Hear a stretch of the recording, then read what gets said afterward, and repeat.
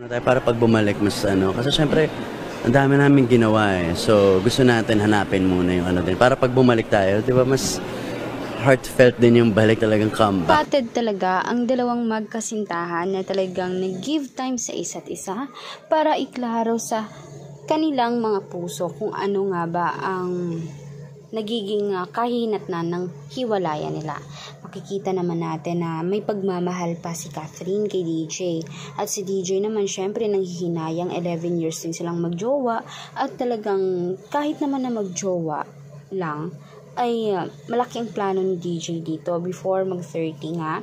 Ika niya sa mga last interview niya na gusto niya nang pakasalan si Catherine Bernardo dahil parang hindi na siya mapakali na jowa-jowa lang.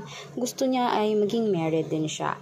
At talaga namang mapapatunayan naman na napaka-gentleman naman talaga ni DJ. Hinihintay niya ang big yes ni Catherine. Kaya ngayon sinusuyo niya ulit.